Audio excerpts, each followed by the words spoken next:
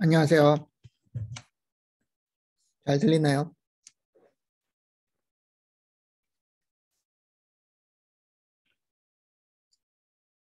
예, 감사합니다. 어, 저는, 네, 수업 이제 시작하기 전에, 어, 어쨌든, 지금 저희가 이제 비대면 수업을 이제 하고 있긴 한데, 그, 뭐, 이제 불가피한 그 상황이 아니면은 비디오는 좀 켜주시면 좋겠습니다. 어쨌든, 비대면 수업의 이제 뭐 나쁜 점이라고 했을 때, 이게 어쨌든 제가 얼굴을 볼 수가 없잖아요. 그러니까는 이게 강의 내용이 지금 잘 전달이 되고 있는지, 잘 이게 좀 어떤 수준, 어떻게 가는 강의 내용이 좀 어려운지 쉬운지 어떻게 느끼는지 알 수가 없어서 어쨌든 좀 뭐, 웬만하면은 뭐 카메라는 뭐 켜주시면 이제 좋겠고요. 네, 어쨌든 뭐 학교는 뭐 지금 코로나 상황이 점점 아, 어쨌든 뭐 정점을 찍고 내려오고 있다고는 하지만 뭐 굉장히 많은 사람들이 지금 뭐 걸리고 있고 뭐제 주위도 좀 많은 사람들이 뭐 걸리고 있긴 하지만은 어쨌든 학교도 지금은 학생들이 좀 모여서 그러니까는 그냥 비대면 수업을 이제 진행을 하고 있고요. 어, 어쨌든 뭐 비대면 수업 오랜만에 이제 하다 보니까 그래도 이제 학생들이 모여서 이제 하는 게 아무래도 뭐 제 저의 이기적인 느낌일 수도 있는데 그래도 이제 뭐 좋다라는 예, 그런 뭐 느낌이 이제 좀 납니다. 어쨌든 이제 저희가 이제 비대면 수업을 하다 보니까는 사실 집중하기도 어렵고 그래 뭐 인터랙션도 이제 거의 없고 이제 그런 감이 있었는데 예, 잘 어쨌든 뭐 편한 점도 있긴 해요. 편한 점도 뭐 이렇게 움직이지 않아도 되고 그리고 이동하지 않아도 그러니까 뭐 이렇게 모이지 않아도 되고 이동하지 않아도 되고 뭐 그런 여러 가지 편한 점이 있긴 했는데 뭐 그래도 단점은 좀 개선하면서 이렇게 진행을 하면 좋을 것 같습니다. 예, 저희가 이제 저번 시간에 이제 어째 프로세서 아키텍처에 대한 리뷰를 이제 계속 이제 진행을 하고 있고요. 사실 이 수업이 이제 컴퓨터 구조 수업은 아니지만은 하드웨어의 이제 그 보안 이슈를 이해를 하기 위해서는 이제 컴퓨터 구조에 대한 이해가 이제 필수적이기 때문에 어쨌든 구조에 대해서 리뷰를 이제 진행을 하고 있습니다. 사실 이제 컴퓨터 뭐 엔지니어링, 그러니까 컴퓨터 공학이나 이제 컴퓨터 과학, 컴퓨터 사이언스라고 이제 뭐 어떤 학교는 이제 컴퓨터 사이언스라고 하고요. 또 어떤 학교는 이제 컴퓨터 엔지니어링 이렇게 이제 이야기를 해서 뭐 공학이냐 뭐 과학이냐 그 이야기를 하고 있긴 하지만은 어쨌든 이제 컴퓨터 공학 혹은 컴퓨터 과학에서 이제 좀 배우는 것은 이제 프로그래밍뿐만 아니라 컴퓨터 시스템에 대한 이제 전반적인 이해, 그다음 어떻게 컴퓨터 시스템을 이제 활용을 할 것인가 이런 데 대한 지식이 을 배우는 곳이라고 이제 생각을 하기 때문에 그런 이제 컴퓨터 구조에 대한 또 그 지식을 이제 배우게 되면은 많은 도움이 될 것이라고 이제 생각을 합니다. 굳이 이제 뭐 우리가 보안이나 이런 것을 좀 고려하지 않는다라고 하더라도 컴퓨터 시스템이 어떻게 돌아가는지, 또 하드웨어가 어떻게 이제 설계가 됐는지, 뭐 그것을 알면은 뭐 기본적으로 예, 나쁠 건 없겠죠. 예, 사실 좋은 점이 많습니다. 네, 그러면은 뭐 진행을 하도록 하겠습니다. 어쨌든 뭐 이런 컨셉은 여러분들이 좀 잘 이해를 해주시면 좋을 것 같아요. 뭐 많은 사람들이 이제 컴퓨터 뭐 제가 이제 계속 이거를 이제 설명을 드리고 있는데 뭐 많은 사람들이 이제 컴퓨터에 대해서 좀 어쨌든 이제 소프트웨어가 돌아가기 때문에 소프트웨어 그 겉모습 사실 가장 최상위에 있는 레이어죠. 그 겉모습만 보고서 이제 컴퓨터를 이해를 할 때가 많이 있는데 우리가 이제 좀 하드웨어적으로 좀 이해를 하기 위해서는 진짜 컴퓨터가 이제 어떻게 동작하고 또 어느 부분이 이제 하드웨어가 맘대로 돌고 어떤 부분은 소프트웨어가 이제 컨트롤을 하고 이런 것들을 잘 이해를 하는 것이 필요합니다. 결국에는 중요한 부분은 요거예요. 이 부분이 이제 제일 중요한데요. 그러니까 아키텍처럴 스테이트라고 정의가 된 이 부분이 이제 소프트웨어로 우리가 이제 컨트롤을 할 수 있는 부분이고요. 이 아키텍처럴 스테이트라고 정의가 안 된 부분, 이거는 하드웨어가 사실 마음대로 할 수가 있습니다. 여기 보면 사실 두 가지밖에 없죠. 그리고 사실 우리가 이제 소프트웨어라고 하지만 소프트웨어가 이제 그 컴퓨터 프로세서를 이용을 해가지고 바꾸는 거는 데이터라고 이제 생각을 하시면 되겠고요. 뭐 데이터도 뭐 어디에 있는 데이터냐라고 했을 때 사실 이 두 가지밖에 바꾸지는 않습니다. 그러니까 레지스터 파일하고 이제 메인 메모리 이 두 가지만 이제 컴퓨터 시스템은 이제 바꾸게 돼요. 그러면은 뭐 스토리지는 어떻게 돼요? 스토리지도 뭐 바꾸긴 하지만은 anyway 그거는 이제 우리가 이제 그 구조적으로 봤을 때는 그 컴퓨터의 명령으로 바꾸는 부분은 또 아니에요. 그래서 스토리지는 또 따로 떨어져 있기 때문에 우리가 이제 여기서 이제 컴퓨터 프로세서가 받는 명령어를 이제 고려를 했을 때는 이 컴퓨터 프로세서가 바꾸는 부분은 또 아니라고 할 수 있습니다. 그건 뭐 소프트웨어가 하는 거죠. 소프트웨어가 하는 거예요. 그럼 어느 부분이 이제 소프트웨어가 이제 관장을 하느냐, 소프트웨어가 바꿀 수 있느냐, 이거를 이제 잘 뭐 알고 계시면은, 뭐 이제 뭐 하드웨어 이제 그 사이드 채널, 부 채널이라든지 아니면 코버트 채널에 대해서 좀 이해를 하시는데 많이 도움이 될 것입니다. 이 두 가지, 레지스터 파일하고 메인 메모리만 바꿀 수 있다. 나머지는 하드웨어가 맘대로 해도 된다. 그 하드웨어가 다른 부분을 맘대로 하는 이유는 성능 때문에 그래요. 퍼포먼스. 하드웨어는 이런 명령어가 들어갔을 때 우리 같이 저처럼 이제 하드웨어를 연구를 하는 사람은 이 명령어가 들어왔을 때 이 명령어를 얼마나 빨리 처리했냐, 요 델타 T, 딜레이 말을 하는 거죠. 요 델타 T를 얼마만큼 줄일 수 있느냐 이런 것을 가지고서 연구를 하게 됩니다. 어쨌든 모든 사람이 그 빠른 컴퓨터를 원하기 때문에 그래서 이 두 가지 결과만 제대로 나올 수 있다라고 하면은 나머지는 하드웨어가 마음대로 하면 돼요. 그러니까 이 델타 T를 줄이기 위해서 하드웨어는 뭐 어떤 기법이든지 이제 쓸 수가 있습니다. 그래서 그런 기법들을 사실은 이제 이런 컴퓨터 구조 수업을 통해서 배우는 거고요. 뭐 실제적으로 우리가 소프트웨어만 다룬다라고 하면은 사실은 어떤 입력이 들어가고 어떻게 결과가 나오는지 이 부분만 사실 이해를 하면 되죠. 뭐 더 밑으로 들어가서 어셈블러를 배운다라고 해도 어셈블러 자체가 또 소프트웨어이기 때문에 사실은 뭐 어셈블러로 바꿀 수 있는 부분은 이 정도라고 생각하시면 되겠습니다. 소프트웨어는 사실은 이 레지스터 파일하고 메인 메모리만 터치를 해요. 그 외 부분들은 하드웨어가 이제 맘대로 또 매니지를 하고 어쨌든 결과만 이제 제대로 나오면 되기 때문에 그 하드웨어는 그 부분만 이제 좀 포커스를 하면 됩니다.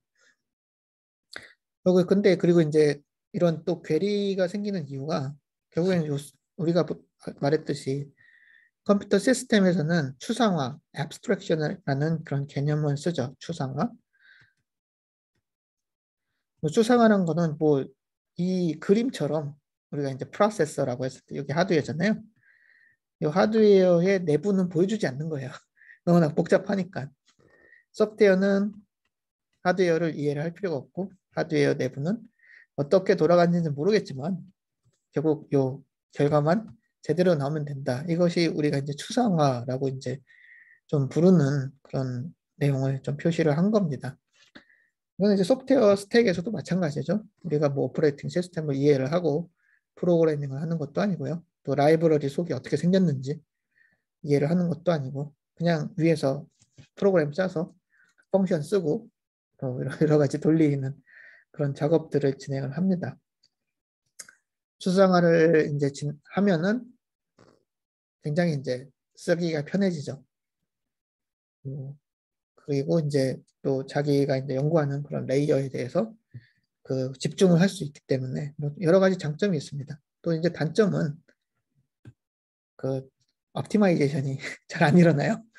그러니까는 여러 개의 레이어가 있는데 우리가 이제 여기만 이제 집중을 하게 되면은 이 밑에서는 사실 어떤 일이 일어나는지 알 수가 없고 사실 얘랑 같이 돌면은 뭔가 시너지가 일어나서 더 좋아질 수도 있는데 그런 그 가능성들이 사라지게 되는 거죠. 이건 뭐 회사 생활하면은 부서가 여러 개 있는데 우리가 다른 부서를 뭐 컨트롤할 수도 없고 결국에는 부서와 부서 사이의 인터페이스만 가지고서 그 협업을 하게 되는데 뭐 사실 그 옵티마이제이션이 잘 일어나진 않죠. 그 실제로 커뮤니케이션이라든지 이런 또 여러 가지 그런 오버헤드가 있고 또뭐 같은 다른 부서끼리 또 겹치는 일도 있는데 서로 따로 하는 경우도 있고 사실 그렇게 이제 이게 칸막이가 있으면은 뭐 옵티마이제이션은 쉽진 않지만 대신 일하기는 좀 편할 수가 있죠. 신경 안 써도 되니까. 컴퓨터도 마찬가지죠.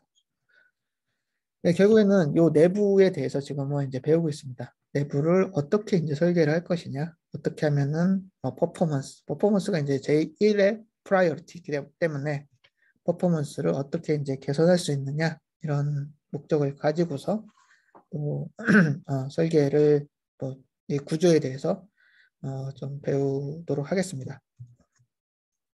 우리가 이제 저번 시간에 이제 배운 거는 그 사실은 이제 싱글 사이클 프로세서에 대해서 이제 배웠고요. 그리고 이제 싱글 사이클 프로세서로 이제 들어가기 전에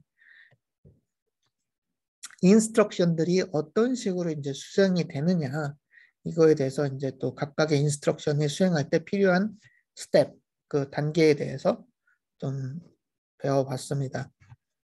그러니까는 뭐 다시 말하지만 소프트웨어는 그냥 인스트럭션이 들어가서 얘가 나오면 돼요. 소개가 어떻게 돌아가는지는 알 수 없는데 우리는 점점 요 밑으로 이제 들어가서 하드웨어를 탐험을 하고 있는 거기 때문에 각각의 인스트럭션이 어떤 단계로 이제 이루어져서 수행이 되느냐 이 부분들을 이제 좀 다뤘고요. 인스트럭션 패치, 인스트럭션 디코딩, 엑스큐션, 메모리 액세스, 라이트 백 이 5가지 단계로 이루어진다라고 이제 배웠습니다. 이게 이제 가장 기본적인 인스트럭션의 이제 수행 단계라고 이제 보시면 되겠습니다. 그다음에 이제 각각을 수행하기 위해서 그 하드웨어 컴포넌트들을 이렇게 배열을 했고요. 어떤 식으로 이제 설계가 되는지를 좀 설명을 드렸던 건데, 뭐 예를 들어서 이제 PC를 가지고서 인스트럭션을 메모리 읽는 거를 우리가 인스트럭션 패치라고 하죠. 가까이 보면 각각의 이제 컴포넌트들도 인풋, 아웃풋의 인터페이스를 이제 가지고 있는 것을 또 알 수가 있고요. 여기 설계라는 거는 이 컴포넌트들을 또 서로 이어주고 걔를 컨트롤하는 거를 다 얘기를 하는 거죠. 예, 요 그림은 그 각각의 컴포넌트들을 그냥 이어버리는 그런 그림이라고 이제 보시면 되겠습니다. 그 레지스터 파일을 읽어서 데이터를 읽어내는 부분이 인스트럭션 디코딩, 그 다음에 execution, ALU를 이용해서 데이터를 처리하는 부분을 execution, 그 다음에 메모리를 액세스하는 얘는 이제 로드나 이제 스토어 인스트럭션이 필요한 그런 컴포넌트죠. 데이터 메모리. 이게 이제 메모리 스테이지고 그 다음에 최종 결과를 다시 레지스터에 저장하는 이게 이제 라이트 백 단계라고 설명을 드렸습니다. 혹시나 이제 그 말씀드렸듯이 데이터만 이동을 해야 되는 게 아니라 각각의 그 데이터 이동 그 각각의 요 컴포넌트들 이 컴포넌트들을 컨트롤하기 위한 컨트롤 유닛도 이제 필요하고요. 그래서 이제 컨트롤 유닛이 이제 소개로 이제 들어가게 됩니다. 예. 이게 이제 저희가 그 저번 시간에 배웠던 이제 싱글 사이클 그 프로세서의 가장 기본적인 구조가 되겠고요. 예. 그렇지만은 이제 말씀드렸듯이 싱글 사이클 프로세서는 요 5가지의 단계를 한 클럭 안에서 다 처리를 하기 때문에 이 우리가 이제 클럭이라는 시그널이 뭐 이런 식으로 이제 생겼고 각각의 이제 클럭 시그널은 계속 요 이런 모양의 그 신호가 이제 계속 반복되는 그런 신호인데 우리가 이제 디지털 시스템 뭐 컴퓨터 CPU가 다 디지털 시스템이죠. 예, 칩으로 만든 건데 이런 칩들은 다 클럭 시그널을 통해서 동작을 합니다. 결국에는 요 싱글 사이클 프로세서는 인스트럭션 수행에 필요한 5단계를 하나의 클락 피어리어드, 하나의 클락 사이클 안에 수행을 해야 돼요. 수행을 하는 구조를 가지고 있습니다. 그리고 이제 각각의 단계마다 또 이제 그 딜레이가 있겠죠. 우리가 일을 수행하는 데는 어쨌든 시간이 필요하니까. 그러니까는 사실 이 싱글 사이클 프로세서 같은 경우에는 각각의 그 5단계, 예를 들어서 인스트럭션 패치, 인스트럭션 디코딩, execution, memory, write back 이 5단계에 걸리는 시간을 이 하나의 클럭 안에 완성을 시켜야 돼요. 컴플릿을 해야 돼요. 뭐 그러니까는 우리가 이제 보통 이제 컴퓨터라고 하면은 프로세서에서는 한 클럭 안에 한 클럭당 하나의 인스트럭션을 수행한다고 보통 우리가 이제 그렇게 이제 기대를 합니다. 예, 이건 기대예요. 예, 물론 이제 지금은 한 클럭 안에 여러 인스트럭션을 또 수행할 수도 있긴 한데 뭐 그거는 이제 좀 더 어드밴스한 구조를 가지고 있기 때문에 그게 가능한 거고요. 어쨌든 뭐 가장 심플한 구조의 이제 프로세서는 한 클락에 하나의 인스트럭션을 수행한다라는 그런 기대를 가지고서 이제 설계를 하게 됩니다. 근데 이 구조를 보게 되면은 이 하나의 클락 피어리드는 결국 이 5개를 수행하는데 걸리는 시간의 합보다 더 이제 길어야 되거든요.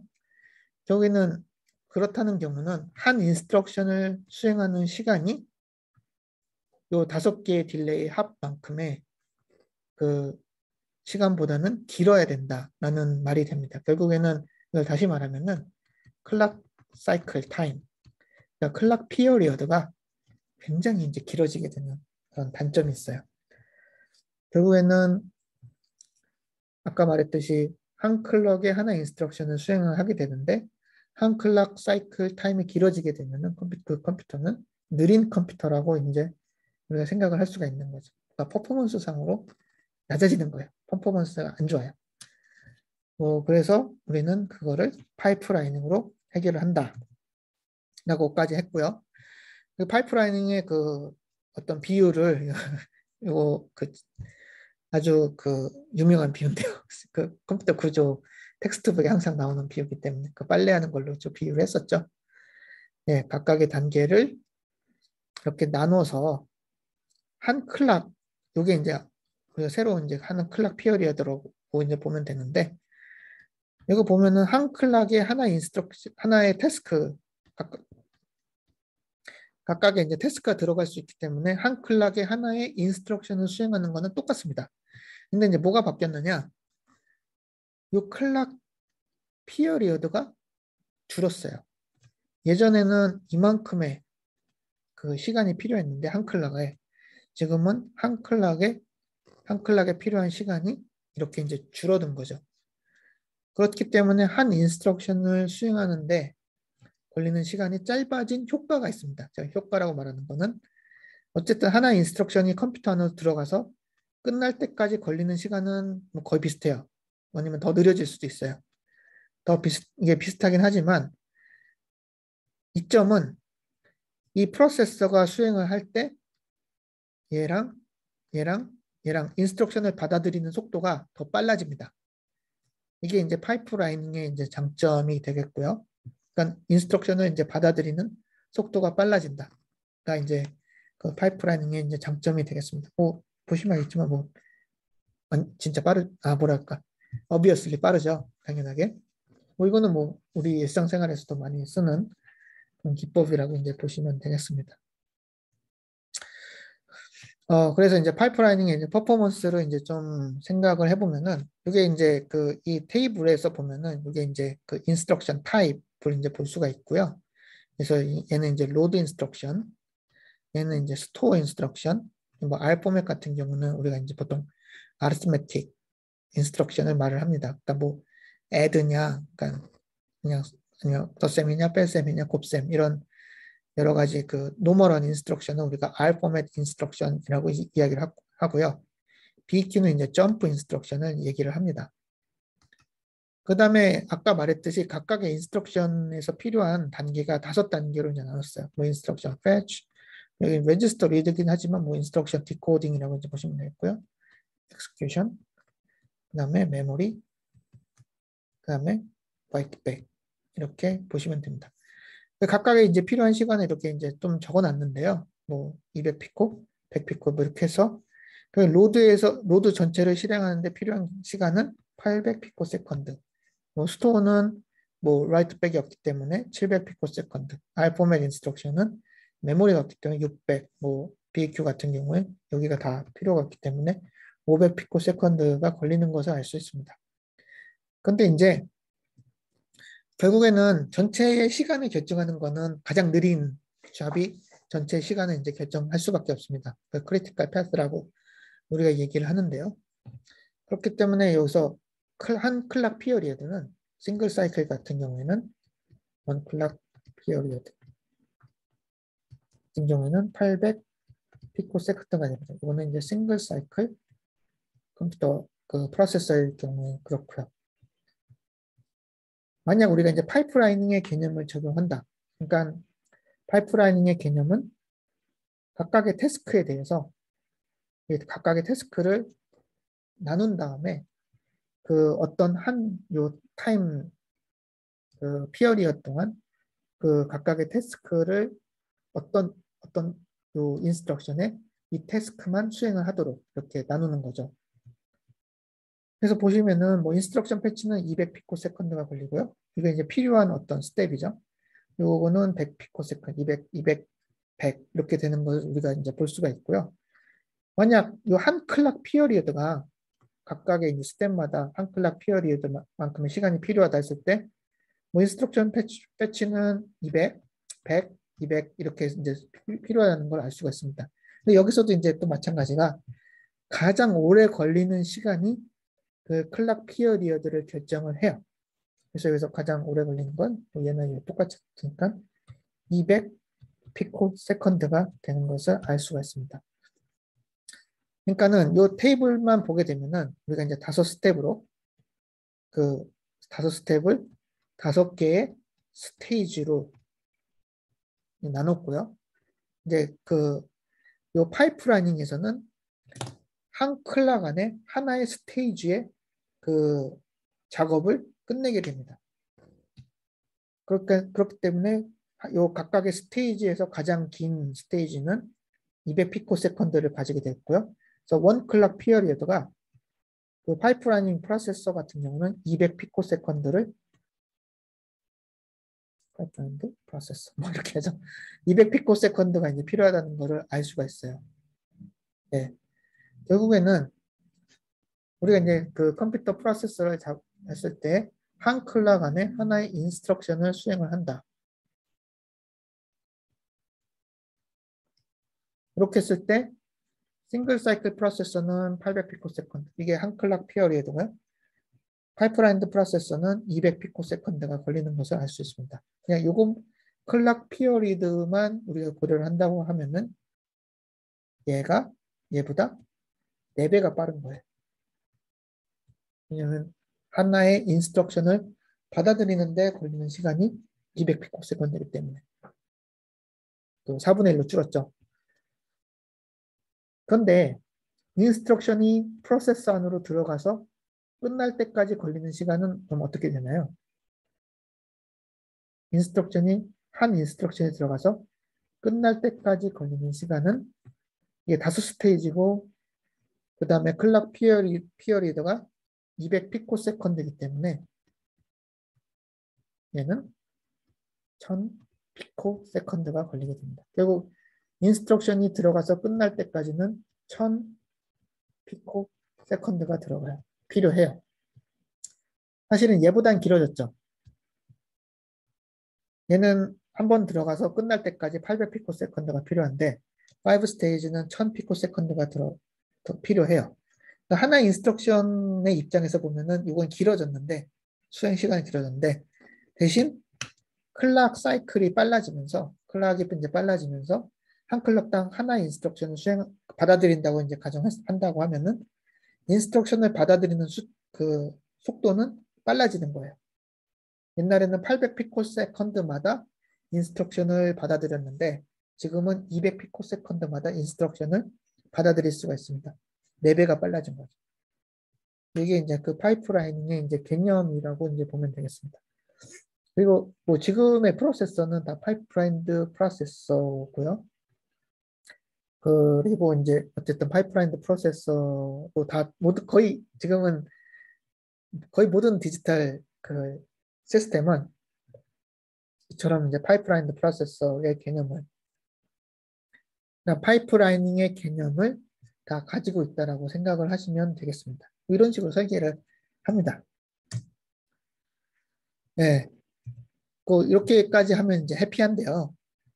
네, 여기서 하면 4배 빨라졌네. 이제 해피하다라고 이제 좀 생각을 할 수 있고, 그리고 이제 아까 이제 설명을 드렸을 때 한 사이클당 하나 인스트럭션을 받아들인다. 라고 했고 4배 빨라졌으니까 이제 여기서 이제 해피해서 해야 되는데 해피하지 않는 케이스가 이제 발생합니다.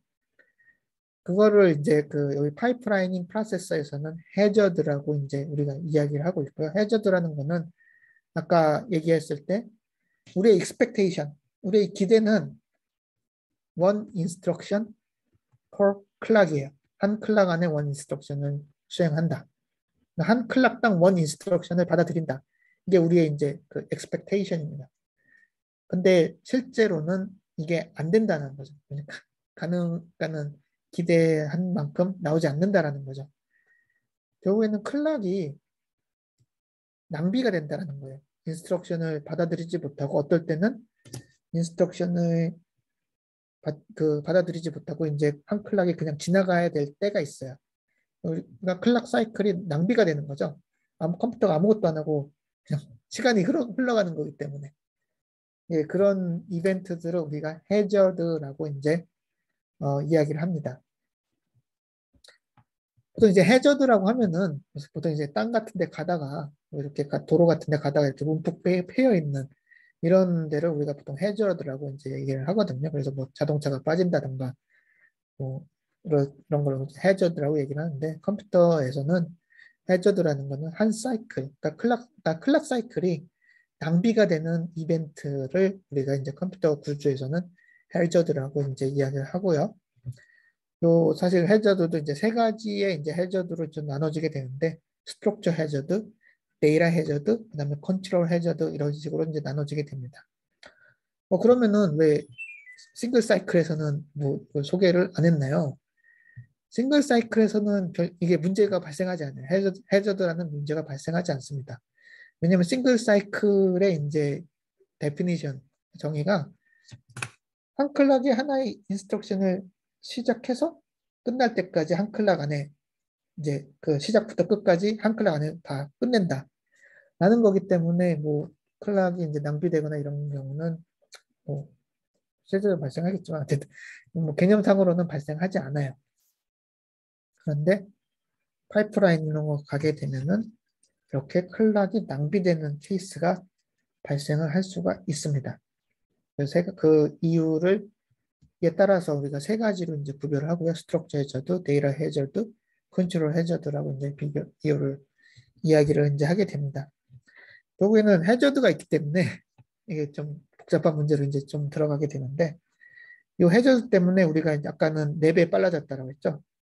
4배까지 빨라지지 못하고 뭐 4배보다 더 낮은 뭐 3점 몇 배, 뭐 2점 몇 배 이런 식으로 그 expect 우리가 이제 기대를 한 만큼의 성능이 안 나오는 거죠.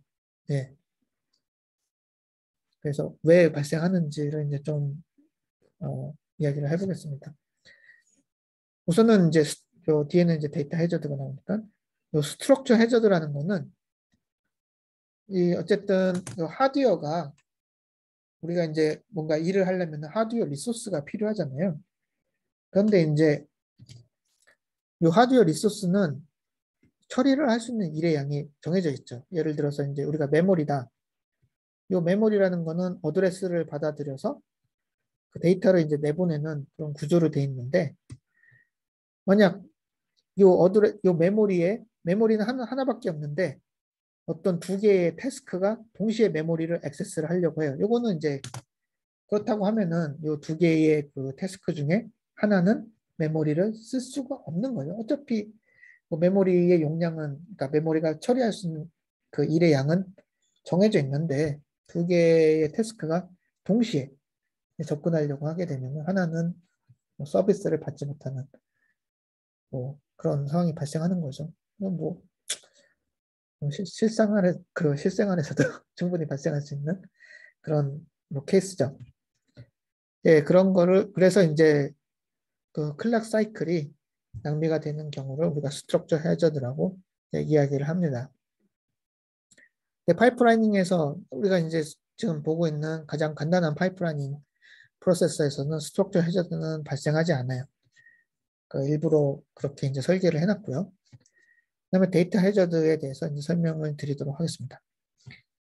이 데이터 해저드라는 거는 그 데이터의 디펜던시, 그 데이터 디펜던시라는 거는 어떤 한 인스트럭션에서 생성된 데이터를 다른 인스트럭션, 다른 인스트럭션이 이제 뭐 쓴다거나 이렇게 될 때 그걸 우리가 이제 데이터 디펜던시라고 이제 이야기를 하게 되는데요. 이렇게 데이터 디펜던시가 있을 때 해저드가 발생을 하게 됩니다. 사실 근데 이제 요거 우리가 이제 뭐 프로그래밍을 할 때 보면은 거의 모든 데이터가 데이터 디펜던시를 이제 가지게 되는 거죠. 아주 자연스럽게. 맞지 않나요? 우리가 뭔가 A라는 거를 그 정의를 하고 B라는 거를 또 정의를 해서 C는 A 플러스 B를 한다. 사실 뭐 이런 식으로 이제 뭐 프로그래밍 많이 하잖아요. 우리가 쓰지도 않을 데이터를 뭐 정의를 한다던가 이렇게 하진 않죠. 저는 뭐 프로그래밍을 하거나 아니면 컴퓨터 인스트럭션이 생성되거나 할 때는 거의 모든 인스트럭션이 데이터 디펜던시를 이제 가지게 됩니다. 여기서도 그 이그젬플이 있는데 add라는 명령어가 그 자기의 결과를 레지스터의 x19이라는 레지스터에 저장을 합니다. 그 바로 뒤에 있는 서브 인스트럭션, 그 뺄셈 인스트럭션이 x19에서 읽어서 뭔가 그 뺄셈을 수행을 해야 돼요. 이거 보면은 add가 생성한 거를 서브가 받아서 또 일을 해야 되기 때문에 이런 걸음을 우리가 데이터 디펜던시가 있다. 라고 이제 이야기를 하게 됩니다. 그리고 이것처럼 우리가 이제 프로그램에서도 사실 아주 자연스럽게 데이터 디펜던시가 있죠. 얘 때문에 문제가 될 수가 있다라는 거죠. 왜 발생? 그 파이프라인드 프로세서에서는 데이터 디펜던시 때문에 인스트럭션이 수행이 되지 않는 케이스가 발생을 합니다. 여기 보면은 요 다이어그램을 뭐 보면은 이제 아주 잘 볼 수가 있는데요. 여기 보면은 애들을 수행하는데 요 5단계를 거쳐야 돼요. 5스테이지를 다 거쳐야 되는데 결국에는 요 X19이 저장되는 부분은 레지스터 파일입니다. 아까 보면 소프트웨어가 이제 바꿀 수 있는 것 중에 하나가 레지스터 파일이라고 했죠. 이 레지스터 파일에 이제 저장이 되게 되는데 언제 저장이 되느냐? 이 write back 단계에 저장이 돼요. 그 다음에 이 서브 인스트럭션을 보면은 서브 인스트럭션은 레지스터 파일에 저장된 X19의 데이터를 가지고 와야 됩니다. 만약 그 서브 인스트럭션이 바로 수행이 돼서 서브에 여기 인스트럭션 패치가 있고 여기 있을까요? 인스트럭션 패치가 여기가 있고 인스트럭션 디코딩이 있다 이렇게 하게 되면은 우리는 그 인스트럭션 디코딩에서 뭔가 데이터를 레지스터 파일에서 읽어와요. 이 프로세서는. 근데 보시면 알겠지만은 서브 인스트럭션이 바로 수행이 된다고 하면은 인스트럭션 디코딩을 할 때 이 데이터는 레지스터 파일이 없습니다. 필요한 데이터가 레지스터 파일이 없어요. 그러니까는 X19은 여기 이때 이제 write가 되는데 그 전 시간, 요 시간에는 요 결과가 있는 것이 아니라 그 옛날 결과가 있는 거죠. 아직 적혀지지 않았으니까. 시간 순으로 보더라도 이렇게 돼 있죠. 여기 X19는 이때 이제 write가 되는데 서브는 이때 읽으려고 해요. 근데 데이터가 옛날 거죠. 우리가 이제 소프트웨어적으로 볼 때는 모든 그 인스트럭션의 결과는 바로 업데이트가 된다라고 가정을 합니다. 그게 이제 소프트웨어. 이거 뭐 우리가 프로그래밍 할 때도 마찬가지죠. A가 A에다 1을 집어넣고 B에다 2를 집어넣고 C는 A 플러스 B를 하는데 이거 A에다가 1을 집어넣는데 너무 오랜 시간이 걸리니까는 C는 A 플러스 B를 할 때 A의 옛날 값을 가지고 계산을 해라. 이렇게 소프트웨어를 설계를 하지 않죠. 소프트웨어는 한 번 인스트럭션이 이렇게 수행이 되게 되면 바로 업데이트가 된다라고 가정합니다. A는 1을 했으면 여기서 업데이트가 되고 끝나야 돼요. A에는 항상 1이 들어가 있어야 됩니다. 이 라인이 수행되면은 이건 마찬가지죠. 그래서 C는 A 플러스 B를 할 때는 A와 B에는 항상 1과 2가 들어가 있어야 돼요. 그렇지 않고 너무 오래 걸리니까는 나중에 집어넣으니까 C는 옛날 값으로 해. 이렇게 하면은 우리가 프로그래밍 할 수가 없죠. 프로세서도 마찬가지입니다. 프로세서도 어차피 소프트웨어가 그 수행하는 그 결과를 소프트웨어에서 이제 expect한 결과를 만들어내야 되기 때문에 이것처럼 x19에다가 x0 플러스 x1을 해. 그래서 x19에 집어넣어라고 한 인스트럭션이 딱 수행이 되면은 이 인스트럭션이 끝난 다음에는 x19에 데이터가 들어가 있어야 돼요. 이 결과가 x0 플러스 x1이. 그 다음에 바로 다음 인스트럭션이 x19 빼기 x3을 해 라고 했을 때는 이 x19는 요 add가 그 업데이트를 한 그런 결과를 가지고 그 수행을 해야 됩니다. 파이프라인 프로세서에서 서브가 바로 수행이 된다라고 하면은 여기서 읽어야 되는데 데이터가 없어요. 그러니까 옛날 결과가 들어가야 된다는 거죠. 하드웨어가 이런 식으로 동작하면은 잘못된 결과, 소프트웨어가 에서 이제 생각하는 결과가 아니라 잘못된 결과를 만들어놨기 때문에 하드웨어가 이런 식으로 수행을 하게 되면은 안 되고요. 그래서 서브 인스트럭션은 그러면 X19가 이때 저장이 되니까는 서브 인스트럭션은 이때 수행 못하고 이때 수행 못한 두 사이클을 낭비를 시킨 다음에 이때 X19를 갖고 오게 됩니다. 이게 싱글 사이클에서는 이게 발생하지 않아요. 싱글 사이클에는 라이트 백이 끝난 다음에 서브가 여기 바로 수행이 되죠. 싱글 사이클 프로세서에서는 이런 케이스가 발생을 하지 않습니다. 그렇지만 이제 파이프라이닝 구조에서는 서브가 바로 실행이 된다고 하면 문제가 발생하기 때문에 이 서브 인스트럭션을 이만큼의 클락만큼 멈춘 다음에 딜레이를 시킨 다음에 이때 실행을 시키는 거예요. 요거를 이제 데이터 해저드라고 우리가 이제 이야기를 하고요. 클락이 이제 소비가 됐죠. 웨이스트가 됐죠. 클락이 이제 낭비가 됐죠. 그러니까는 아무것도 어떤 인스트럭션도 받아들이지 않고 클락이 낭비됐으니까는 이거는 우리가 한 클락에 하나 인스트럭션을 수행한다라는 그런 기대에 못 미치는 거죠. 성능이 떨어지는 겁니다. 여기 이제 데이터 해저드가 되어 있고요. 그러면은 요거를 이제 해결을 해야죠. 우리가 이제 성능이 나쁜 컴퓨터를 아무도 원하지 않기 때문에 어떻게 하면은 이렇게 낭비되는 사이클을 줄일 수 있을까? 또 고심을 해서 또 프로세서를 설계를 해야 됩니다. 그 중에 이제 하나가 이제 데이터 포워딩이라는 건데요. 이 데이터 포워딩이라는 거는 그 데이터가 어떤 인스트럭션에 의해서 생성된 데이터가 라이트 백이 돼야지만이 레지스터 파일에 저장이 되는데 데이터가 생성되면은 그거를 바로 우리가 받아서 그 연산에 사용하겠다라는 그 테크닉이 데이터 포워딩입니다. 이것도 이제 이 그림을 보면 이제 좀 잘 이해를 하실 수가 있는데요. 여기 이제 add instruction인데 add instruction은 요 ALU라는 유닛에서 데이터를 그 실행 결과를 이제 만들어내게 돼요. 그러니까는 여기에 보면 add x1, x2, x3인데 그래서 x2 플러스 x3를 하게 되는 건데요. 이 x2 플러스 x3 여기서 이제 x2랑 x3를 읽어내게 되는 거고 레지스터 파일에서 그 다음에 여기 ALU에서 execution 그 스테이지에서 x2 플러스 x3를 계산을 하게 됩니다.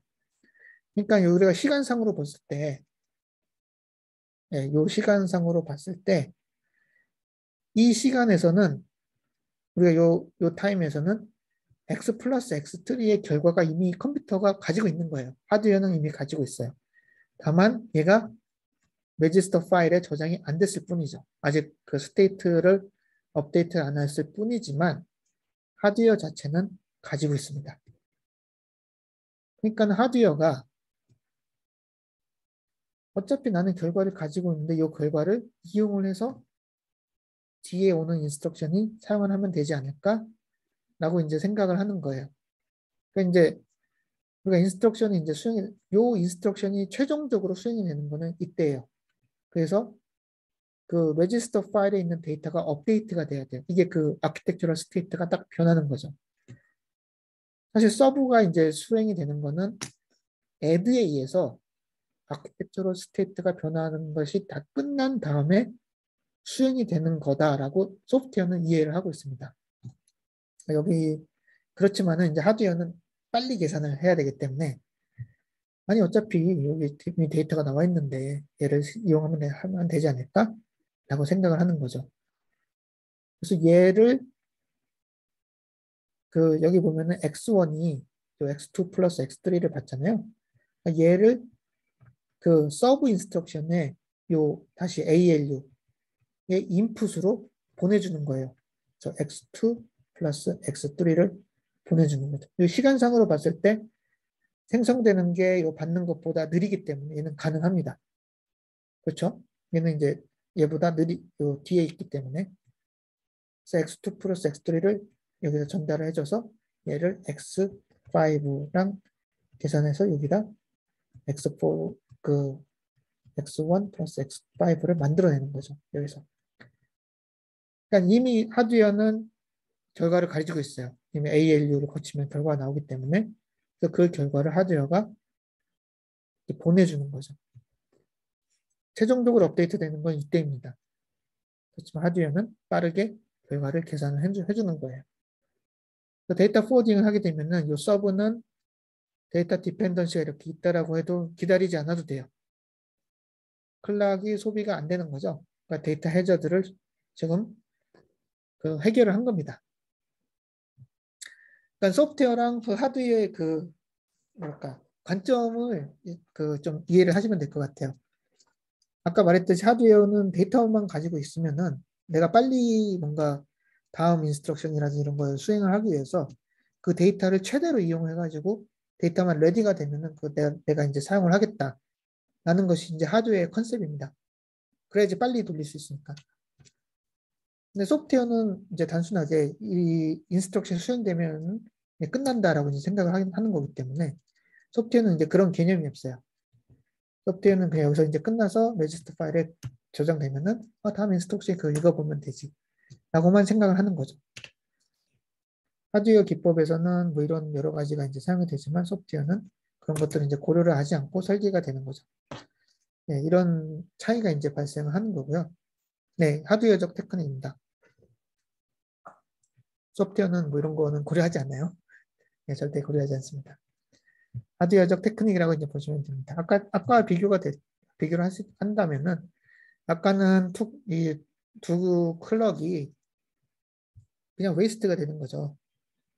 그 인스트럭션을 받아들이지 않고 그냥 웨이스트를 시켜야만 됐지만 이처럼 데이터를 포워딩을 하게 되면은 그 클럭을 소비를 하지 않고 그냥 바로 돌릴 수가 있는 거죠. 하드웨어적으로. 네, 이런 식의 이제 하드웨어 테크닉들이 점점 이제 들어가게 되는 겁니다.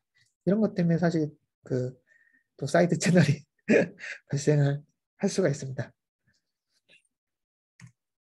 근데 어떤 인스트럭션 같은 경우에는 포워딩으로 이제 해결이 안 될 경우도 있어요. 이게 이제 그 이그젬플인데요. 그 로드 같은 경우에는 최종으로 데이터가 나오는 거는 여기입니다. 메모리를 거쳐야지 나와야 돼요. 로드 인스트럭션은 이게 이제 메인 메모리가 있고요. 메인 메모리가 있고 여기가 이제 레지스터 파일이 있는데 이 메인 메모리에서 데이터를 읽어서 레지스터 파일에 저장을 하는 것이 로드 인스트럭션입니다. 그래서 여기 보면은 이 x1에다 얘가 이제 어드레스를 생성을 하고요. 얘가 이제 어드레스를 계산을 하고 이 계산된 어드레스를 가지고서 요 어드레스 계산은 요 EX ALU에서 이제 계산을 하게 되는 거고 요 어드레스를 이용을 해가지고 메모리를 액세스를 해서 데이터를 읽어옵니다. 이게 이제 로드 인스트럭션인데요.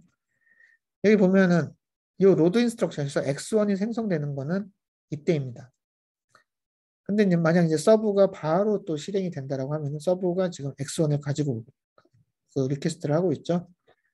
서브가 이제 인스트럭션 fetch, 인스트럭션 디코딩, 또 EX, 그러니까 여기 ALU가 이제 들어가게 되는 거죠. 아까처럼 데이터 포워딩을 하려면은 이 ALU의 앞부분, 요 부분에서 데이터가 레디가 돼야 돼요. 요 시간상으로 보면은 여기서 이제 데이터가 레디가 돼야 되는데 보시면 아시겠지만 데이터가 준비가 되는 데는 이때입니다. 이때 시간상으로 얘는 얘보다 앞서죠. 그러니까 얘를 사용할 수가 없는 거예요. 하드웨어가. 뭐 아직 나오지 않은 데이터를 가지고서 이제 뭐 하는 거는 불가능하기 때문에 얘는 불가능한 상황이기 때문에 서브를 바로 이제 그 프로세서가 이제 수행을 하게 되면은 이제 문제가 발생하는 거죠. 이때는 어쩔 수 없이 서브를 한 클락을 딜레이를 시켜야 됩니다. 이런 상황이 돼야 되는 거죠. 그러니까 얘를 이제 포워딩을 해서 이제 쓰려면은 얘가 이제 레디가 돼야 되기 때문에 결국에는 서브에서 데이터를 필요로 하는 EX는 이 뒤에 위치해야 돼요. 그러려면은 한 클럭을 뒤로 딜레이를 시킨 다음에 서브가 수행이 돼야 됩니다.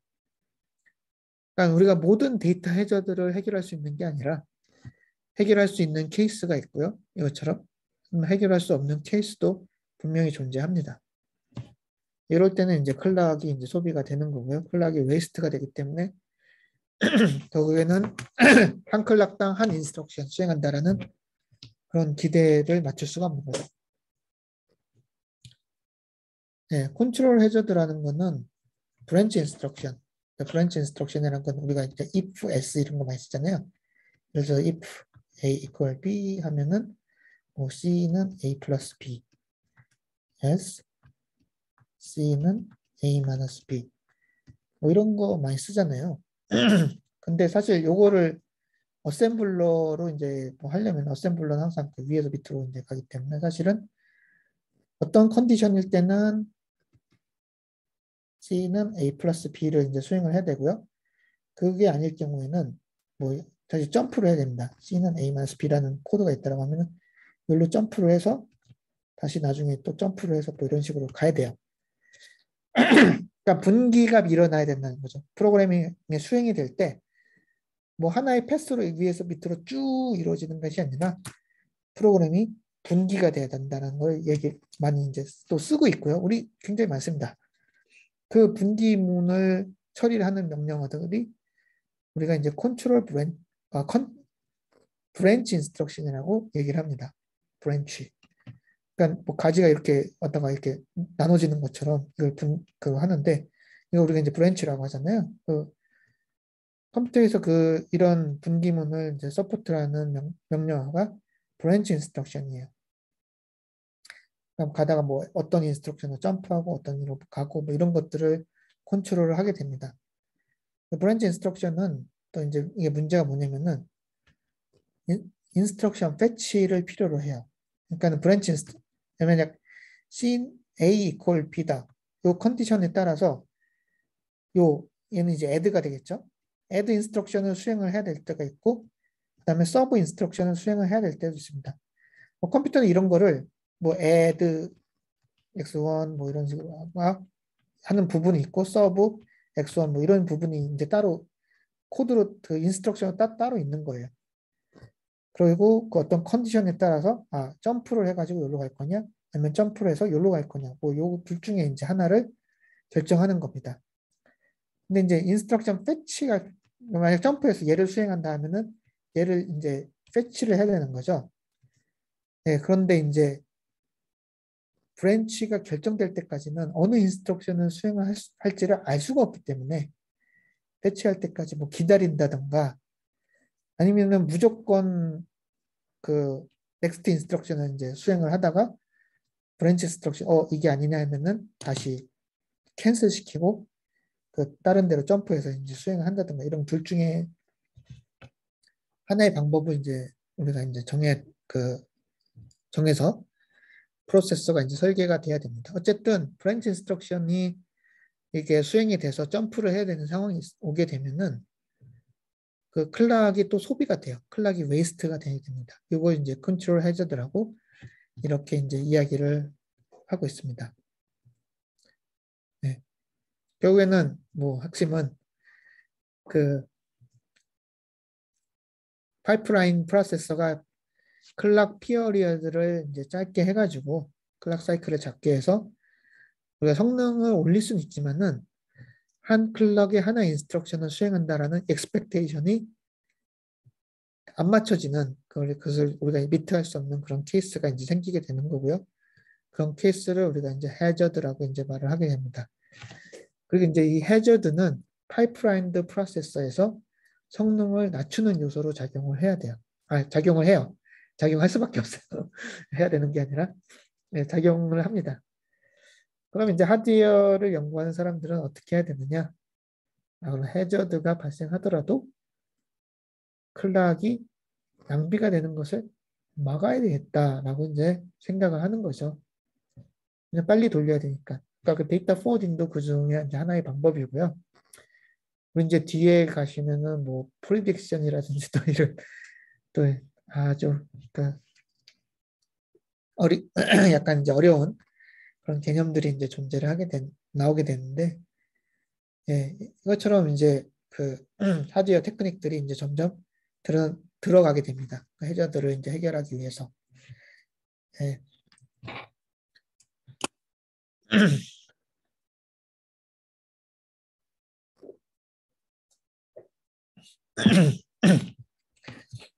예.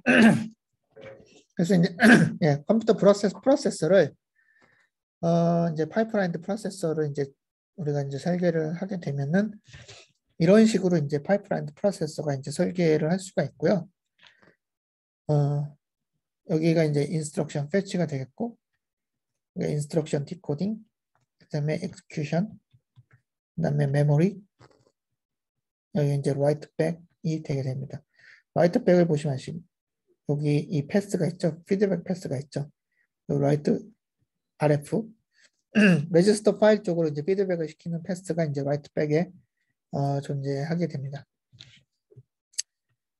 예, 이 구조가 앞에 우리가 이제 좀 다뤘던 이거, 이거죠, 이거, 이거요.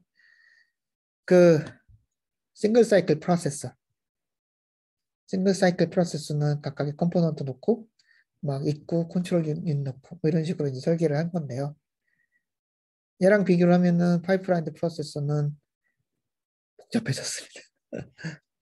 예, 뭐 보시면은 뭐 아시겠지만 구조 자체가 좀 더 복잡해진 거를 알 수가 있습니다. 뭐 이거는 뭐 어쩔 수 없는데요. 여기 이제 그 각각 이제 스테이지를 나누는 파이프라인드 레지스터가 이제 들어가게 되고요. 각각 이제 단계가 이게 요 파이프라인 레지스터를 통해서 나눠지게 되고 또 각각의 스테이지를 이제 또 수행을 하게 됩니다. 예. 그냥 이제 이게 복잡해졌다라고 이제 이해를 하시면은 될 것 같습니다.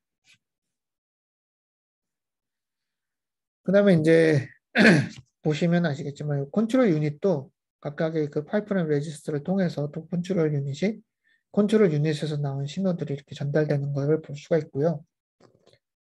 또 앞에서 이제 얘기를 했던 것처럼 그 데이터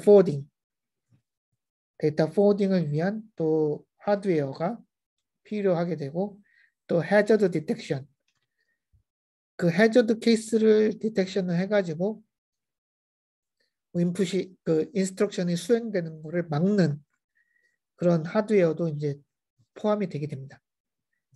그러니까 뭐 해저드 그 데이터를 이제 포워딩하는 걸 우리가 포워딩 유닛이라고 이제 이야기를 하고 있고요. 데이터를 이제 해저드를 이제 디텍션 해가지고 파이프라인을 멈추게 하는 그런 하드웨어가 우리가를 해저드 디텍션 유닛이라고 이야기를 합니다. 이런 뭐 말씀드렸듯이 얘네들은 다 하드웨어예요.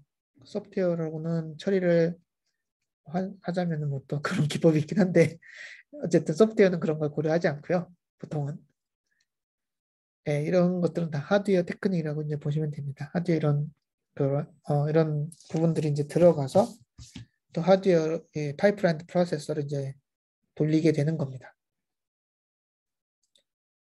예. 결국에는 아까 그 해저드가 발생했다. 이 해저드가 이제 발생했다라는 거는 클락이 웨이스트 된다.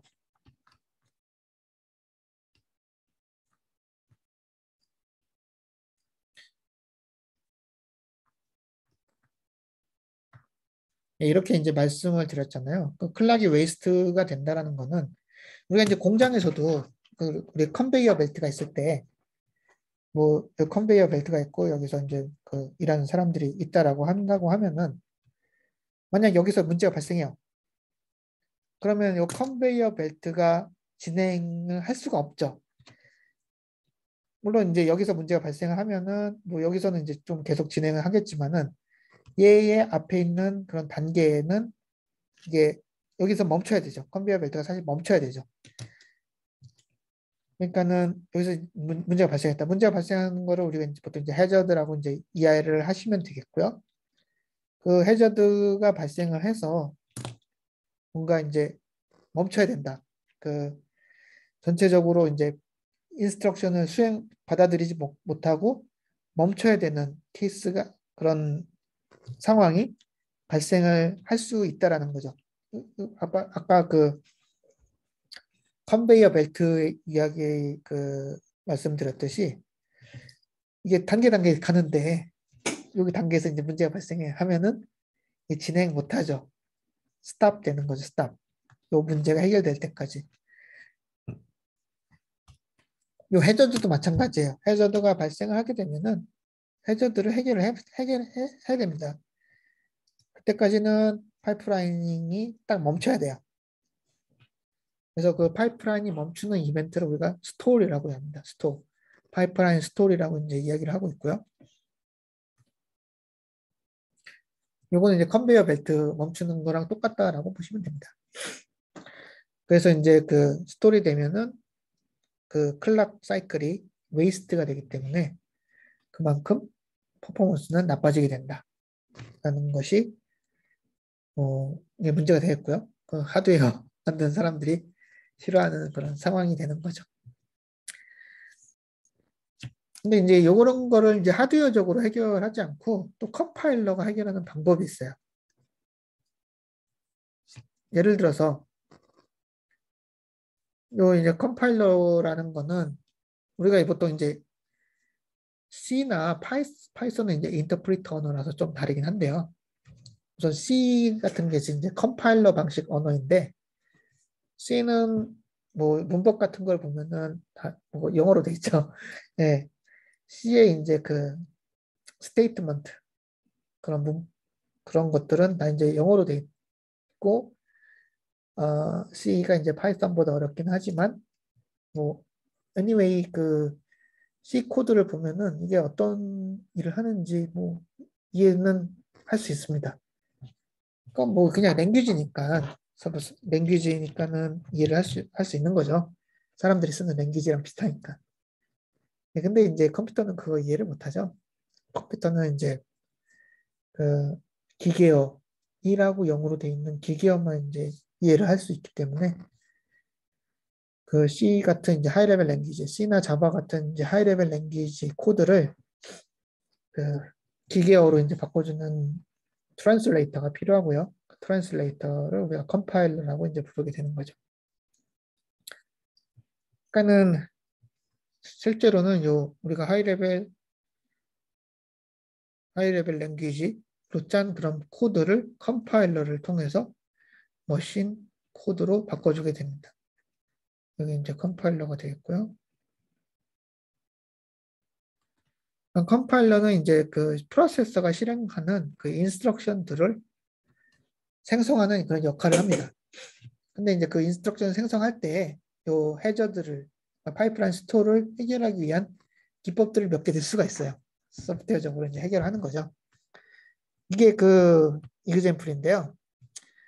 이게 이제 가능한 이유는 결국에는 인스트럭션을 생성을 했을 때 컴파일러가 인스트럭션을 생성했을 때 많은 인스트럭션이 존재하기 때문이에요. 뭐 예를 들어서 우리가 A equal 1, B equal 2, C equal A plus B라고 했을 때 잠깐만요.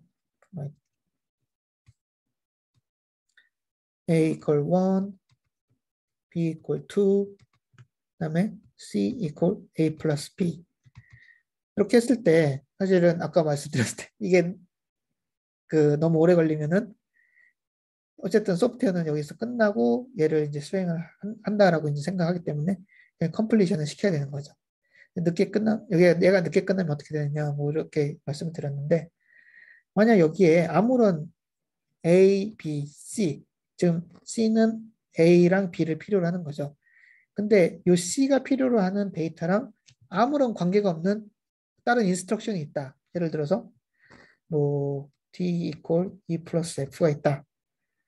이렇게 하면은 얘가 끝나기 전까지 뭐 아주 늦게 끝난다고 하더라도 그 사이에 얘를 수행할 수가 있는 거죠.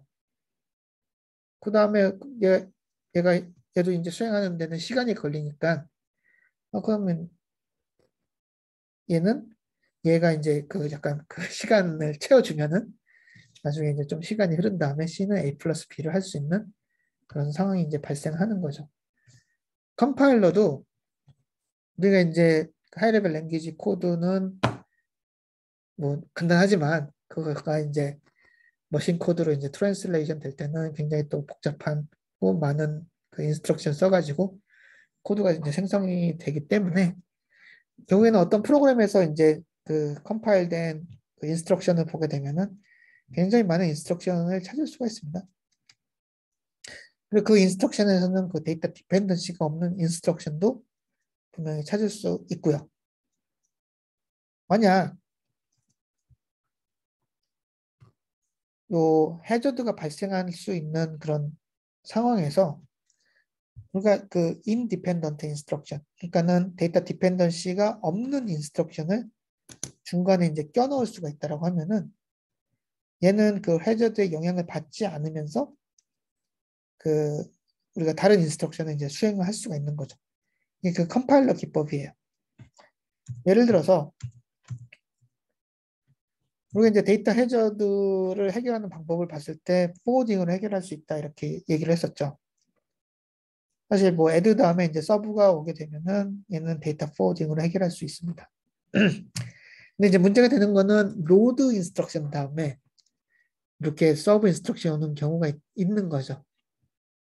그러니까 로드 인스트럭션은 메모리에서 데이터를 가지고 와야 되는데 그러다 바로 이제 서브가 오게 되면은 요 메모리에서 데이터를 가지고 올 때까지 기다려야 되니까 한 클럭을 웨이스트를 해야 됩니다. 근데 만약 로드랑 서브 사이에 전혀 관계가 없는 다른 명령어가 들어갈 수 있다라고 하게 되면은 여기다 그 클럭을 이제 기다려서 이렇게 스토어 시키는 것이 아니라 다른 인스트럭션을 수행할 수가 있겠죠. 예, 이것이 이제 컴파일러 기법이고요. 여기 보면 아시겠지만은 이게 이제 그냥 그런 컴파일러가 그런 어떤 해저드를 고려하지 않고 이제 컴파일 했을 때 어떤 결과라고 이제 보면은 여기 보면은 데이터 디펜던시가 로드랑 애드 사이에 이제 발견할 수가 있는데 요 애드가 x2 요 로드의 결과를 이제 받아들이고 있죠. 로드랑 애드가 붙었기 때문에 얘는 데이터 포워딩으로 해결이 안 되고 얘는 해저드가 발생하게 됩니다. 한 클락이 낭비가 되는 거고요. 여기서도 역시나 로드랑 애드가 붙어 있기 때문에 여기서도 한 클락이 낭비가 되는 거죠. 근데 보시면 아시겠지만은 이 X2 요 데이터 디펜던시랑 상관없는 그 인스트럭션을 우리가 끼워 넣을 수가 있어요. 찾을 수가 있는 거죠, 여기서. 여기, 그래서 이게 이제 그 옵티마이즈드가 된 코드인데요. 그 옵티마이즈가 된 코드를 보면은 요 add랑 load가 있을 때 요 사이에 요 load를 지금 끼워 넣었고요. 그래서 전혀 이제 관계가 없는 인스트럭션이 하나 들어가 있는 거죠. 그 다음에 요 load랑 x4 사이는 얘가 이제 앞으로 가면서 자연스럽게 전혀 관계가 없는 인스트럭션으로 이제 채워져 있게 됩니다. 결국에 컴파일러가 한 거는 좀 요 로드 인스트럭션의 위치를 바꾼 거예요. 근데 그 요 이 요 코드랑 요 코드를 이제 실행하는데 필요한 그런 클럭의 개수는 얘는 이제 13사이클이고 얘는 11사이클이 이제 되게 되는 겁니다. 얘는 왜냐면 요 해저드가 2번 발생했기 때문에 얘가 이제 좀 더 오래 걸리는 거죠. 그 두 사이클을 뭐 줄였네요라고 하지만은 우리 이제 퍼포먼스를 비교할 때는 얘는 13사이클 걸리기 11사이클 걸리니까 뭐 이만큼 좋아진 거죠. 우리가 속도로 얘기를 하니까 그러니까 얼마나 빠르게 돌리냐 얘기를 하니까 요거 뭐 계산해 보면은 많이 나올 겁니다. 거의 뭐 20%보다는 약간 떨어지겠지만은 거의 20% 정도 지금 좋아진 거예요. 그리고 이제 컴퓨터에서 20% 정도 성능이 이제 좋아진다고 하면은 그거는 굉장히 사실 좋아진 거죠. 예. 뭐 이런 컴파일러 기법을 쓸 수가 있습니다. 예, 컨트롤 해저드도 이제 아까 말씀을 드렸는데 컨트롤 해저드는 말씀드렸듯이 요 배치가 이때 이루어지고 그 지금 요 점프 같은 경우에는 이가 이제 컨디셔널 브랜치라고 우리가 얘기를 하는데요. 컨디셔널 브랜치라는 거는 아까 말했듯이 뭐 if 또 A equal B처럼 이게 이제 어떤 컨디션이 되겠고 이 컨디션에 따라서 어떤 인스트럭션을 수행하느냐 이게 이제 달라질 때 우리가 이제 컨디셔널 브랜치라고 이제 이야기를 하게 됩니다. 그래서 요거를 이제 좀 예를 든다고 하면은 요 BEQ X1, X0 요런 명령어가 있는데 요 BEQ라는 거는 이제 예를 들면은 얘는 브랜치 뭐 점프를 해라 라는 명령어인데 브랜치 if equal 요거를 이제 줄여서 우리가 BEQ라고 이제 정의를 한 거고요. 그러니까 얘는 이제 X1하고 X0가 똑같은지를 테스트를 하는 거예요. 그래서 테스트를 해서 걔가 이제 똑같게 되면은 여기로 점프를 하게 해라 라고 명령어를 주는 겁니다. 그러면 이제 여기 보면 뭐 이 앞에 인스트럭션 앞에 숫자가 써 있잖아요. 여기 이제 숫자가 써 있죠. 그거가 이 숫자가 나타내는 것이 이 인스트럭션이 가지고 있는 사실 어드레스인데요. PC라고 부르는데 만약 X1과 X0가 있으면은 16으로 이제 점프를 해라 하는데 사실 이 16이라는 것이 요 얘랑 40 플러스 16 곱하기 2를 해서 요 위치로 가라라는 거를 이제 말을 하고 있습니다. 요거는 근데 이제 이그젠플이라서 얘가 계산되는 거는 각각 컴퓨터마다 다를 수 있어요. 프로세서마다 다를 수 있는데 어쨌든 여기서는 요 40번 40이라는 숫자를 가지고 있는 요 인스트럭션이 이제 수행이 되는데 이때 이제 이 컨디션이 true면은 40 플러스 16 곱하기 2를 해서 여기로 이제 점프를 해라라는 거를 이야기를 하고 있습니다. 근데 얘가 이제 언제 나오냐? 얘가 나오는 거는 그 뭐지? 여기가 끝나야지 좀 나오게 되는 거죠. 여기가 이제 끝나야지 이제 나오게 되는 거고 그 다음에 사실은 지금 수행을 할 때 이 구조를 이제 보시게 되면은 어떻게 되냐 여기 있어서 지금 그런데요. 어쨌든 그냥 이해를 뭐 하시면 될 것 같은데 요 BQ가 이제 돼서 그러면 여기로 가서 이제 수행을 해. 라고 하면은 요 70이라는 곳에 가서 다시 인스트럭션 패치를 수행을 해야 돼요. 그때까지 걸리는 클락 사이클이 3클락이 필요합니다. 이만큼이 더 필요해요. 70이라는 것이 계산이 되면은 여기로 가서 또 메모리에서 인스트럭션 메모리에서 72를 가져와서 이 70이라는 어드레스로 인스트럭션을 패치를 하게 됩니다. 인스트럭션 패치가 여기 이루어져야 되는 거죠. 근데 그 결과가 언제 나오냐? 여기 나오는 거예요.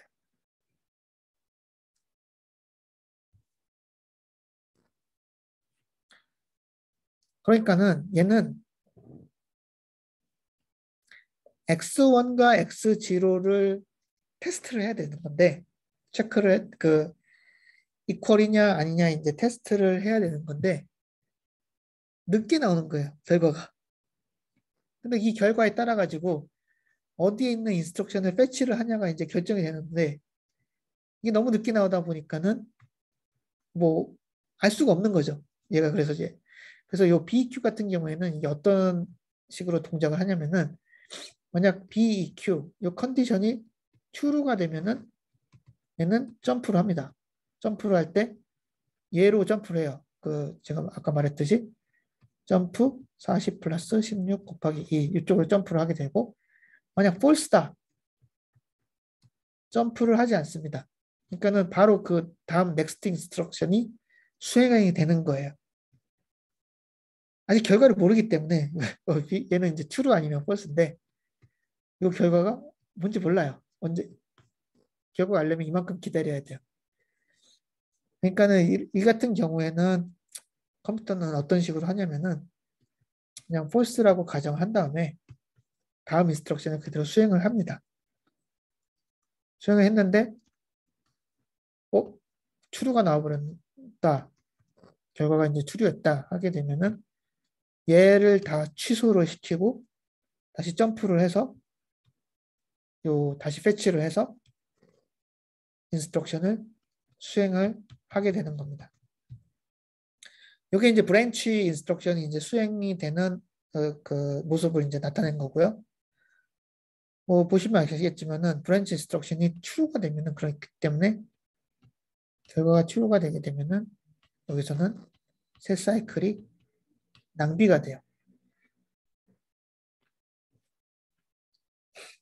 얘를 컨트롤 해저드라고 우리가 부르게 되는 겁니다. 컨트롤 해저드. 아까 말했듯이 그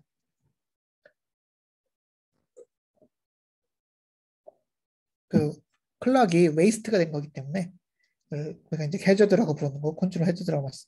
예, 그렇게 되는 겁니다. 예,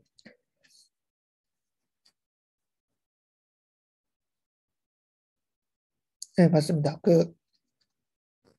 다음 인스트럭션이 이렇게 이제 진행이 되다가 true가 되면은 이 여기서 이제 진행되는 걸 다 취소를 하고 새로 인스트럭션을 패치를 해가지고 이렇게 도는 거예요.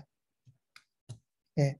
그렇기 때문에 어쨌든 돌다가 이거 그냥 뭐랄까 이게 돌다가 취소시키고 하는 거기 때문에 역시나 이제 그동안의 시간이 낭비가 되는 거죠. 예, 맞습니다.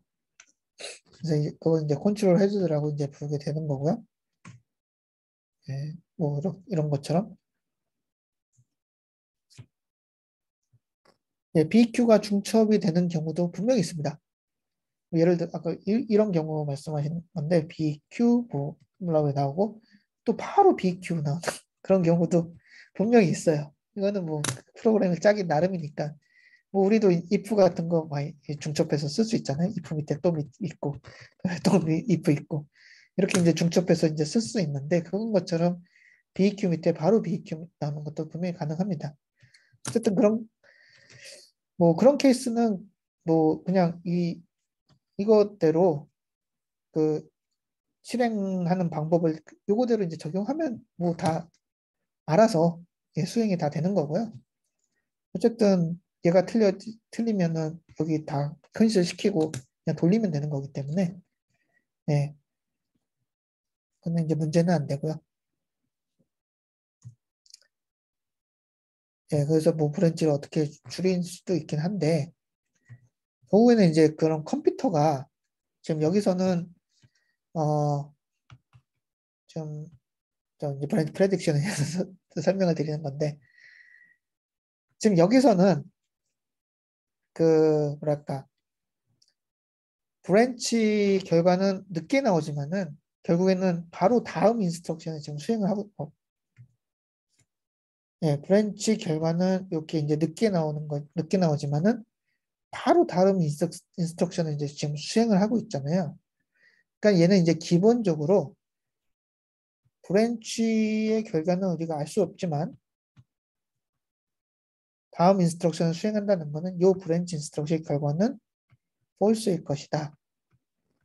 라는 가정을 하고서 다음 인스트럭션을 수행하는 거랑 이제 똑같습니다. 만약 이제 브랜치 인스트럭션이 false다. 이게 좋은 점이 뭐냐면은 이제 false면은 플러시 안 해도 돼요. 그렇죠.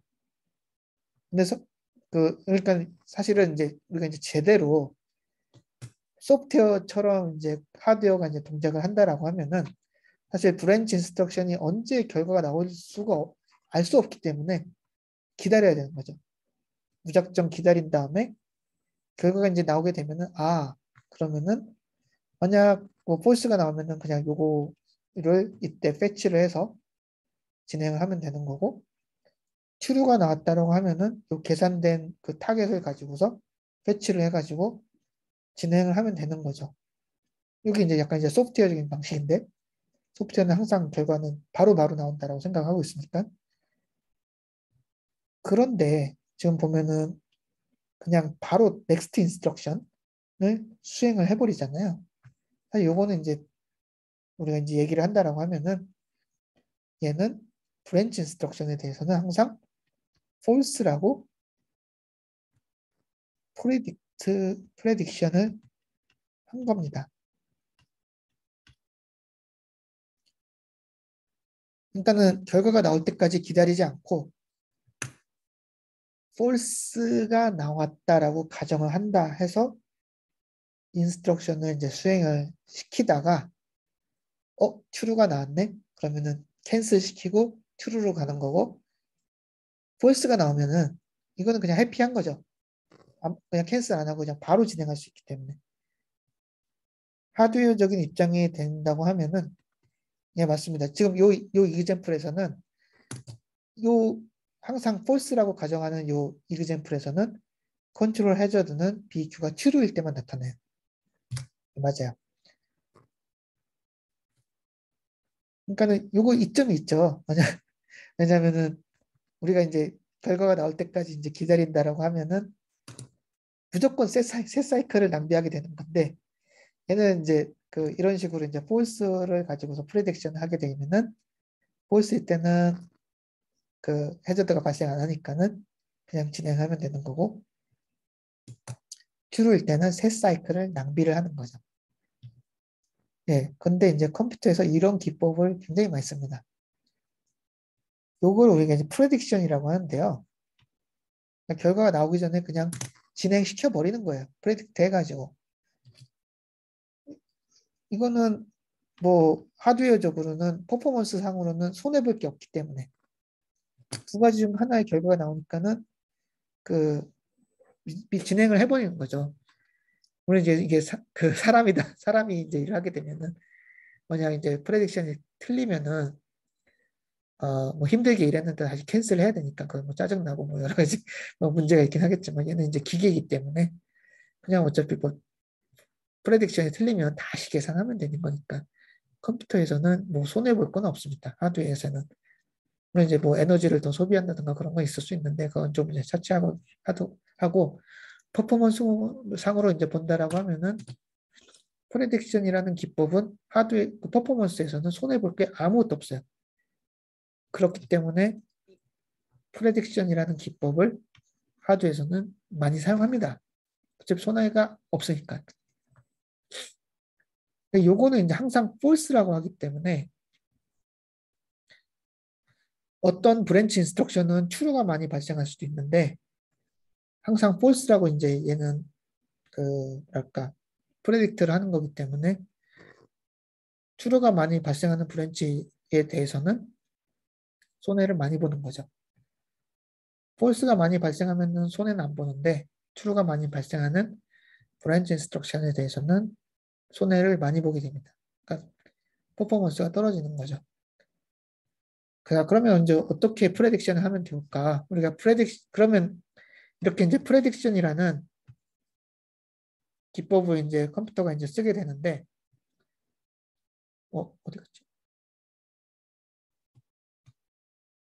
사라졌다. 네.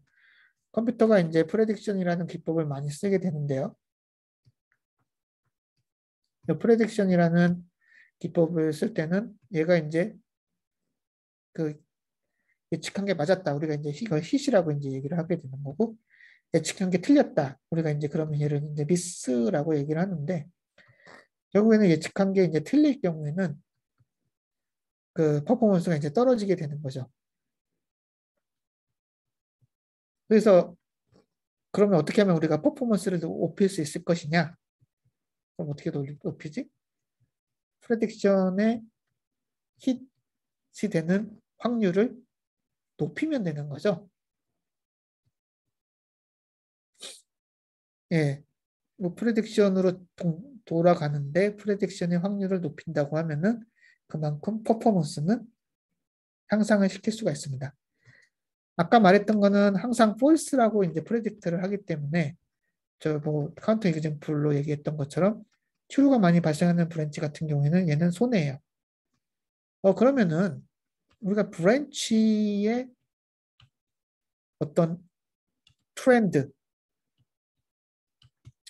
브랜치의 결과가 어떤 식으로 나오는지 한번 모니터링을 하고 그 모니터링 되는 결과에 따라서 얘를 true라고 프레딕션을 할 것인지 아니면 false라고 프레딕션을 할 것인지 정하면은 요 hit, 그러니까는 맞추는 레이트, hit 레이트를 높일 수 있지 않을까라고 생각할 수 있는 거죠.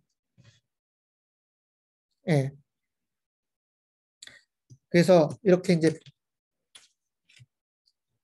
요것처럼 브랜치 앞에 있는 이그젠플처럼 브랜치를 이제 하나의 결과로 그냥 예측하는 걸로 우리가 스태틱 방식이라고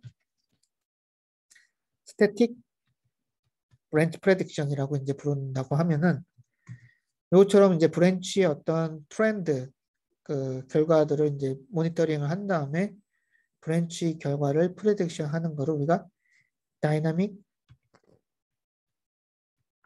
브랜치 프레딕션이라고 이야기를 합니다. 예. 그러니까 요거는 이제 뭐 그렇게 어려운 게 아니라 예를 들어서 브랜치 어떤 BQ가 있어요. BQ라는 명령 그 브랜치 인스트럭션이 있고 얘의 어드레스가 뭐 40이라고 보면은 40이 브랜치 인스트럭션인데 내가 얘의 결과를 한번 뭐 모니터링 하다 보니까는 추루 계속 나오네. 그러면은 여기도 추루가 될 거라고 예측을 하는 거죠. 반대로 40이라는 어드레스를 가지는 브랜치를 봤을 때 얘가 false 이렇게 나오네.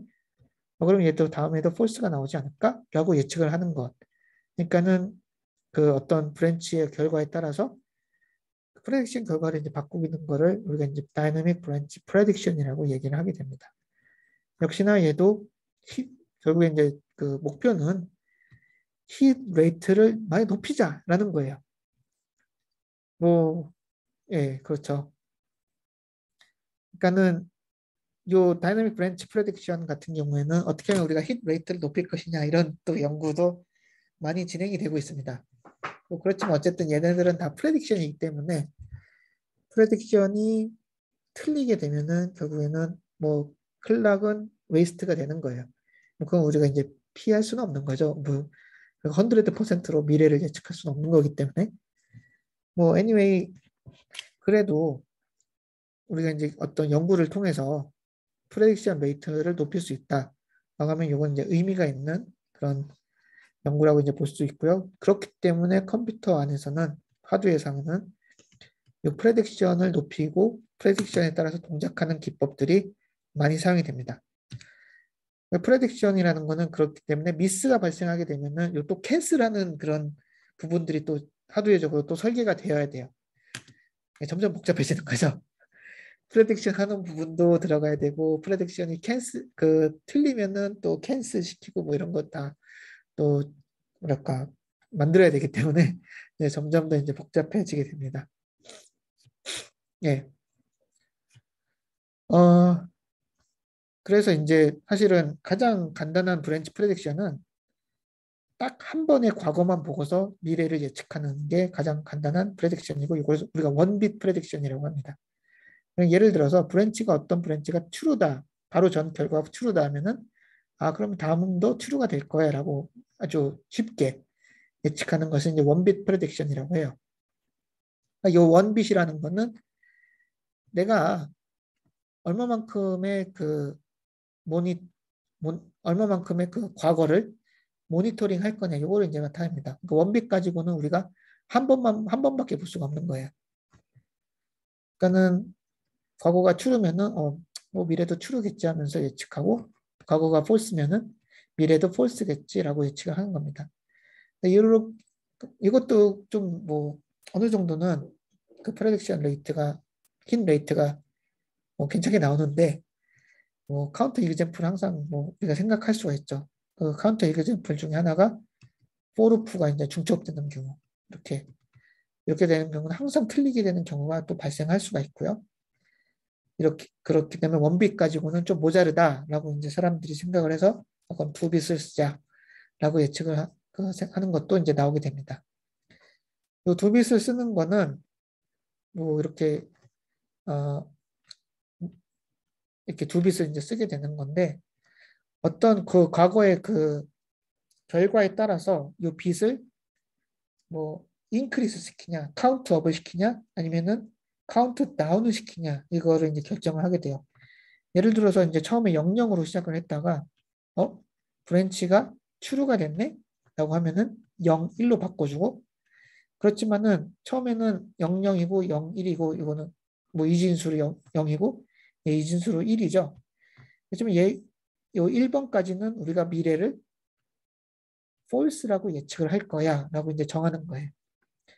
0, 1이 됐다가 한 번 더 true가 돼가지고 1, 0이 됐다. 얘가 true가 계속 연속해서 많이 나오네 라고 해서 그러면 미래도 true가 될 거야. 1, 0부터는 그렇게 이제 예측을 하는 거죠. 그래서 한 번 더 true가 나오면 1, 1이 됐다가 여기서부터 이제 saturation 됩니다. 계속해서 1, 1, 1, 1 true가 나오더라도 그래서 0, 0 두 빛을 하면은 0, 1, 1, 0, 1, 1의 네 가지 케이스가 나올 수가 있는데 여기 중에서 그 카운트 값이 0, 0이나 0, 1이면은 난 false라고 예측을 할 거야. 1, 0이나 1, 1이면 나는 true라고 예측을 할 거야. 이런 식으로 하는 것을 우리가 이제 two-bit predictor라고 말을 합니다. 이거는 왜 힛 레이트를 어떻게 높일 것이냐 이런 연구예요. 힛 레이트를 어떤 식으로 높일 것이냐 라고 이제 생각을 하시면 되겠고요. 예. 그래서 뭐 이런 브랜치 프레딕션이라는 그런 기법이 이제 이렇게 쓸 수가 있다라고 이제 좀 하시면 되겠습니다. 근데 이제 요 프레딕션뿐만 아니라 우리가 타겟도 사실 예측을 해야 돼요. 왜냐하면 우리가 타겟을 알아야지 추루라고 이제 프레딕션이 됐는데 프레딕티드 됐는데 우리가 타겟을 모르면은 타겟이 또 계산될 때까지 기다려야 되잖아요. 그러니까 타겟도 예측을 합니다. 그걸 브랜치 타겟 버프라고 하는데 근데 얘는 별 문제가 안 되는 게 우리가 BEQ 같은 거 보면은 BEQ 아까 X0, X1, 뭐 16 이렇게 돼 있죠. 그 다음에 얘 BEQ가 가지고 있는 그 어드레스가 뭐 40이다 이렇게 했을 때 타겟을 계산하는 거는 40 플러스 16 곱하기 2가 돼요. 그래서 72가 되는 건데 이 브랜치 타겟은 거의 이제 픽스드 밸류입니다. 보시면 아시겠지만 얘가 콘스탄트고 얘 가지고 있는 어드레스도 컨스탄트이기 때문에 항상 얘는 픽스드가 돼요. 그래서 브랜치 같은 경우 타겟 같은 경우는 한번 브랜치가 실행이 되면은 뭐 얘는 거의 100%로 다 맞출 수가 있는 거기 때문에 얘는 별로 문제가 되지 않아요. 대신 그 옛날에 이제 타겟 그 점프했던 타겟을 저장을 하고 있어야 되는 거죠. 네, 그래서 브랜치 타겟 버퍼라는 거 db 우리가 이제 브랜치 타겟 버퍼가 역시나 필요하게 됩니다. 그래서 브랜치 프레딕터랑 브랜치 타겟 버퍼를 이제 이용해가지고 브랜치에 의한 컨트롤 해저들을 줄이는 것으로 이제 뭐 프로세서를 이제 설계를 하게 됩니다. 근데 이게 중요해요. 왜냐면은 나중에 그 스펙터라든지 이런 부분 그 이야기를 하게 될 때 브랜치 스펙터가 사실은 브랜치 프레딕터를 이용해서 공격을 합니다. 그렇기 때문에 이런 부분들이 하드웨어적으로는 어쨌든 퍼포먼스를 높이기 위한 어떤 발버둥인데 그런 발버둥을 이용을 해가지고 보안 공격이 지금 이루어지고 있어요. 그래서 여기까지 오늘은 여기까지 이제 설명을 드리고요. 혹시 뭐 다른 질문 있나요?